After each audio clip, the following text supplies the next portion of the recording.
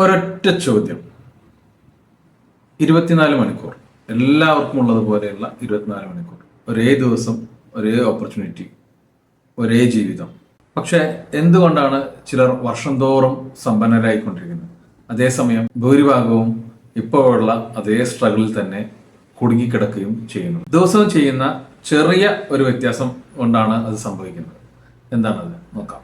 നമസ്കാരം, ഞാൻ രാകേഷ്, ഒരു ഫിനാൻഷ്യൽ ഗൈഡാണ്. ഫിനാൻഷ്യലി എംപവർ ചെയ്യാൻ വേണ്ടിയിട്ട് ആളുകളെ എംപവർ ചെയ്യാൻ സഹായിക്കുന്നു. അവരുടെ ഫിനാൻഷ്യൽ ഗോളുകൾ നേടിയെടുക്കാനും ഇൻകം ക്രിയേറ്റ് ചെയ്യാനും വെൽത്ത് ക്രിയേഷനൊക്കെ സഹായിക്കും. നിങ്ങളുടെ ജീവിതം തന്നെ മാറ്റാൻ കഴിയുന്ന ഒരു ഫിനാൻഷ്യൽ ഇൻസൈറ്റ് ആണ് ഞാൻ പറയാൻ പോകുന്നത്.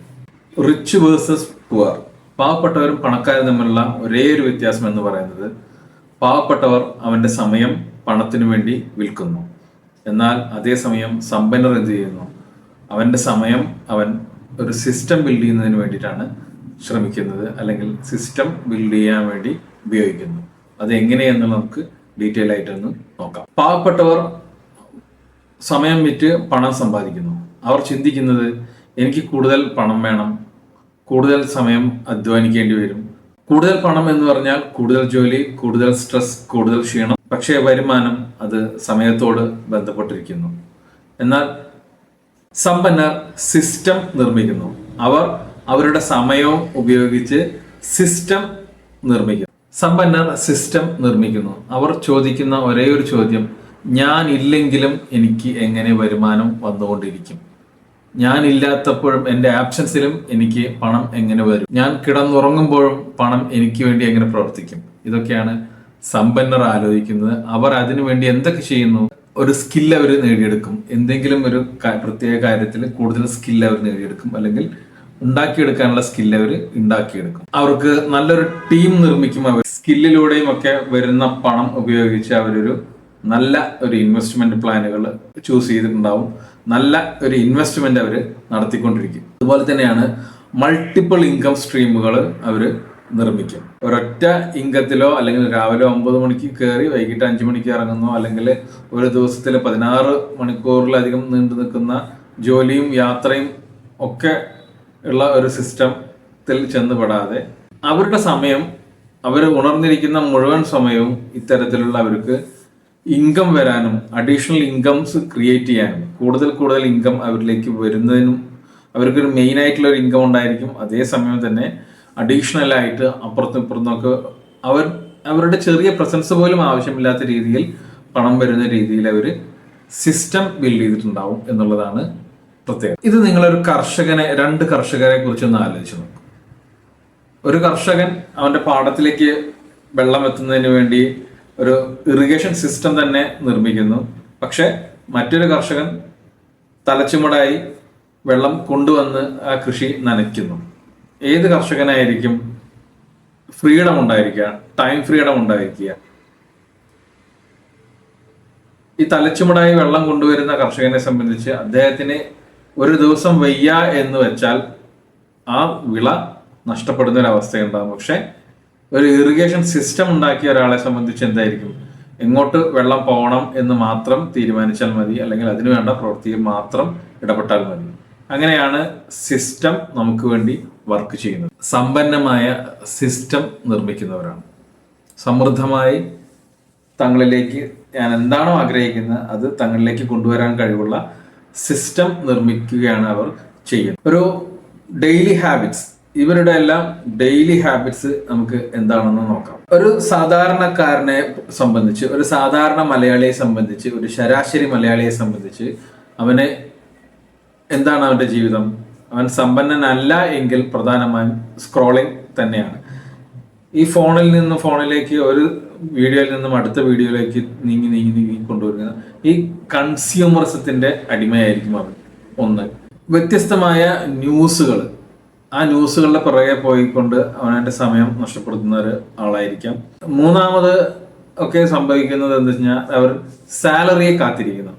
ഒരു മാസം മുഴുവൻ വർക്ക് ചെയ്യുന്ന ഇതിന്റെ കൂലിയായിട്ട് ഒരൊറ്റ ദിവസത്തിൽ മാത്രം ലഭ്യമാകുന്ന ആ പണത്തിന് വേണ്ടിയിട്ട് കാത്തിരിക്കുന്നു. അവന്റെ ജീവിതം മുഴുവൻ ആ സാലറിയെ മായി ബന്ധപ്പെട്ടിട്ടാണ് ഇരിക്കുന്നത്. ആ സാലറിയാണ് അവൻ്റെ ഫിനാൻഷ്യൽ ഫ്രീഡം തീരുമാനിക്കുന്നത്. അവൻ്റെ ആഗ്രഹ പൂർത്തീകരണം, അവൻ്റെ ലക്ഷ്യങ്ങളും ഒക്കെ നേടാൻ സഹായിക്കുന്നത് ആ 30 ദിവസത്തെ വർക്കിന് ശേഷം ലഭിക്കുന്ന സാലറിയെ മാത്രം ആശ്രയിച്ചുകൊണ്ടാണ്. അതുകൊണ്ട് അവർ സാലറിയെ കാത്തിരിക്കുന്നു. പൂർ ആയിട്ടുള്ള ആളുകളുടെ ഏറ്റവും വലിയ പ്രത്യേകത എന്ന് വെച്ച് കഴിഞ്ഞാൽ മെന്റലി അവർ എപ്പോഴും ചിലവിനെ കുറിച്ച് മാത്രമായിരിക്കും ആലോചിച്ചു കൊണ്ടിരിക്കുക.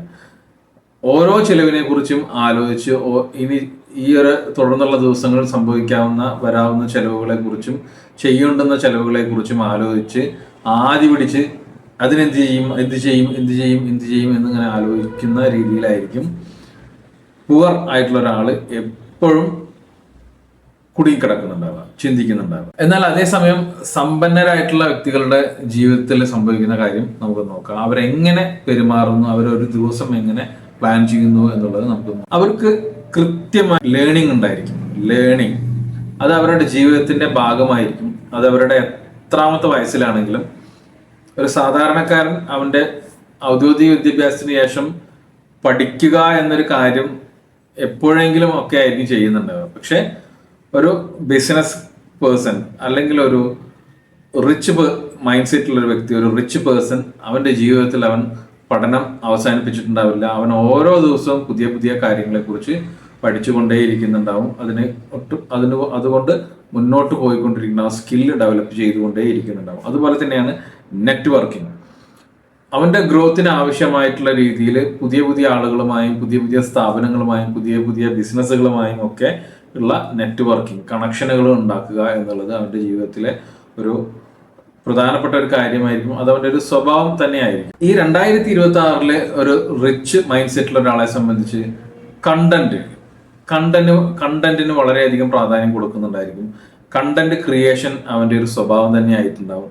അതും അവന്റെ ഡെയിലി ഹാബിറ്റിൽ പെട്ട ഒരു കാര്യമായിരിക്കും. ഒരു 30 സെക്കൻഡ് റീലോ അല്ലെങ്കിൽ ഒരു 10 മിനിറ്റിന്റെ വീഡിയോ എന്നുള്ളതൊക്കെ ഒരു റിച്ച് അവന്റെ ലൈഫ് പ്ലാൻ ചെയ്യുന്നതിന്റെ ഭാഗമായിട്ട് തന്നെ അവൻ കണ്ടന്റ് ക്രിയേഷൻ ചെയ്യുന്നുണ്ടാവും. അതുപോലെ തന്നെ പേഴ്സണൽ ബ്രാൻഡിങ്ങും അതിന്റെ ഭാഗമായി വരുന്നുണ്ടാവും. ശക്തമായ തന്റെ ബിസിനസ് സാന്നിധ്യം അറിയിക്കുന്നതിന് ആവശ്യമായിട്ടുള്ള അല്ലെങ്കിൽ തനിക്ക് പണം കൊണ്ടുവരുന്നതിന് ആവശ്യമായിട്ടുള്ള രീതിയിൽ സെറ്റപ്പ് ചെയ്തിട്ടുള്ള ഒരു ബിസിനസ്സോ അല്ലെങ്കിൽ ഒരു സിസ്റ്റമോ അതിന്റെ ഭാഗമായിട്ട് നല്ലൊരു ടീമിനെ അവൻ ബിൽഡ് ചെയ്തിട്ടുണ്ടാവും. ആ ടീമിലൂടെ നല്ലൊരു സിസ്റ്റം റൺ ചെയ്യുന്നുണ്ടായിരിക്കും. അത് പ്രവർത്തിപ്പിക്കുന്നതിന് വേണ്ടി ആ വ്യക്തിയുടെ നേരിട്ട് ഇടപെടലില്ലാത്ത രീതി പ്രവർത്തിക്കുന്ന ഒരു സിസ്റ്റം അവനോടെ ബിൽഡ് ചെയ്തിട്ടുണ്ടാവും. അതിനുമൊക്കെ ഉപരി ഡ്യൂപ്ലിക്കേറ്റ് ചെയ്യാൻ പറ്റാവുന്ന രീതിയിൽ ആ സിസ്റ്റം അവൻ ബിൽഡ് ചെയ്ത് സ്ട്രോങ് ആക്കിക്കൊണ്ടേയിരിക്കുന്നുണ്ടാവും. അതിൻ്റെ പാളിച്ചകൾ ഓരോ നിമിഷവും പരിശോധിച്ച് അത് കൂടുതൽ ശക്തമാക്കിക്കൊണ്ടേ ഇരിക്കുന്നുണ്ടാവും. ഇൻകം ഒരിക്കലും ഹാർഡ് വർക്ക് കൊണ്ടുവരുന്നതല്ല, അതൊരു സിസ്റ്റം കൊണ്ടുവരുന്നതാണ്. ഇന്ന് മുതൽ നിങ്ങൾ ആക്ഷൻ എടുക്കാൻ തയ്യാറായിട്ടുള്ള ഒരാളാണെന്നുണ്ടെങ്കിൽ ഈ ഒരു ചോദ്യം നിങ്ങൾ ദിവസവും നിങ്ങളോട് ചോദിക്കുക. ഈ ഒരു ജോലി ഇല്ല എങ്കിൽ എനിക്ക് എന്താണ് ഇൻകം കൊണ്ടുവരിക? ഈ ഒരു ജോലി ഇല്ല എങ്കിൽ എനിക്ക് എങ്ങനെ ഇൻകം വരും? ഇത് ദിവസവും നിങ്ങൾ ആലോചിക്കുക. ഈ ഒരു ചോദ്യത്തിന് ഉത്തരം നിങ്ങൾ ആഗ്രഹിക്കുന്ന ഒരു വ്യക്തിയാണെന്നുണ്ടെങ്കിൽ ഇൻകം എന്ന് നിങ്ങൾ കമൻറ്റ് ചെയ്യുക. പഠിക്കാൻ നിങ്ങൾ തയ്യാറുള്ള വ്യക്തിയാണെന്നുണ്ടെങ്കിൽ ലേൺ എന്ന് കമൻറ്റ് ചെയ്യുക. ഇന്ന് ലോകം മാറിക്കൊണ്ടിരിക്കുകയാണ്.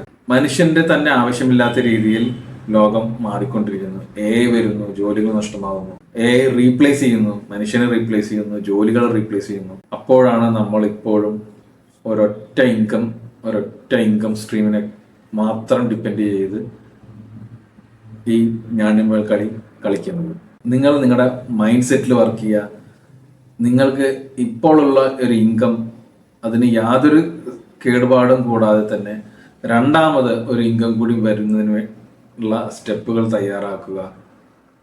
ഒരു രണ്ടാമതൊരു അഡീഷണൽ ഇൻകം ക്രിയേറ്റ് ചെയ്യുക. ഇനി വിജയിക്കുന്നത് സിസ്റ്റം ബിൽഡേഴ്സ് ആയിരിക്കും. അതുകൊണ്ടാണ് ഞാൻ ഫിനാൻഷ്യൽ കൺസൾട്ടിംഗ് മേഖലയിൽ ആളുകളെ കഴിഞ്ഞ ഏതാനും വർഷങ്ങളായി പരിശീലിപ്പിച്ചു കൊണ്ടിരിക്കുന്നത്. ഫിനാൻഷ്യൽ കൺസൾട്ടിംഗ് എന്നുള്ളത് ഒരിക്കലും ഒരു പ്രോഡക്റ്റ് സെല്ലിംഗ് മാത്രമല്ല, അതൊരു റിലേഷൻഷിപ്പ് ബിൽഡിംഗ് ആണ്, അതൊരു ട്രസ്റ്റ് ബിൽഡിംഗ് ആണ്.